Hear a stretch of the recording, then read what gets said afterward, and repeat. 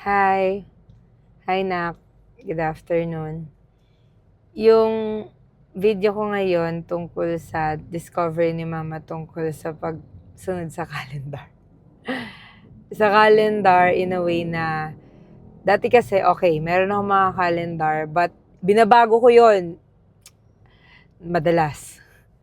Depende sa kung ano yung gusto kong gawin nung araw na yon. But ngayon, kahit paano, siguro mga 80%, lagi ko na sinusunod yung calendar ko. And I can say na mas different yung feeling ngayon or yung how I deal with things. Kasi sinusunod ko na lang yung calendar. Parang hindi na ako ganong nahihirapan mag-isip kung anong kailangan kong gawin, labanan kung ano yung kailangan kong gawin. So for example, ngayon, okay, hindi na tuloy yung isang meeting, pero meron pang kasunod na meeting.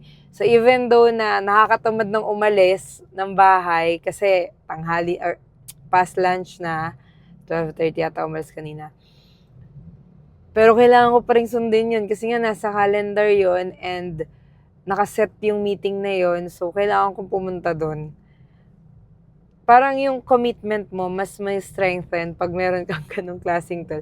I'm not sure. For me, yun yung tulong niya na parang naging different yung perspective ko once I started to follow those kind of schedule. Oo, medyo strict. Parang yung mga unang taong nasabihan kung ganun yung calendar ko, nasushock sila. Bakit daw ganun kadami nakalagay? Pero I've seen a lot ng mas madaming busy tao, as in, mas maraming busy tao. Baka wala pa ako sa 0.1% sa mga madami talagang busy tao. So, pag inisip mo, pag lagi mo nang sinusunod yung calendar mo, ang dali na lang. Kasi kunyari, pagising ko, anong gagawin ko? Alam ko na, pak, pak, pak, pak, ito yung gagawin ko. Pag tungtong ng 10 o'clock, okay, kailangan ko nang maligo, kasi aalis ako. Tapos, sa ganito ko pupunta, alam ko na rin.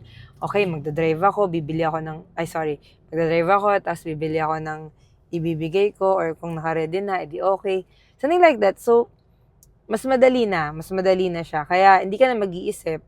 So, parang, alam mo yun, di ba nga, sabi, para daw meron ka talagang progress or ma-achieve mo talaga yung goal mo, kahit na ayaw mo sa nagawin yun sa araw na yun, yung magpupush sa goal mo na yun. Pero dahil may calendar kang sinusunod, hindi mo mamalayan, lumalapit na pala yung goal mo kasi, alam mo yun, baby steps, tuloy-tuloy ka lang.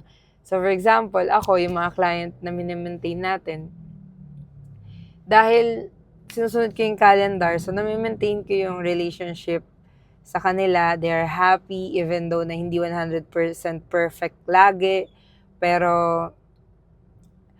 dahil I always show up, nagbabago yung tingin nila kahit na hindi perfect yung lahat ng bagay. So ayun, yun lang. Yun lang siguro yung isi-share ko for this video. Sobrang happy lang ako dun sa discovery na yun. And I think maganda siyang learnings for you din. And kung sino may makakanood nito, ayun, amazing. Wala, alam ko naman na ganito siya dapat, pero ngayon nararamdaman ko kasi yung reward ng pagsunod ko dun sa schedule. And kaya pala ito yung ina-advise nila kasi effective talaga. So, ayun lang, Nak. Thank you for listening. Thank you for listening to Mama. I will love you forever.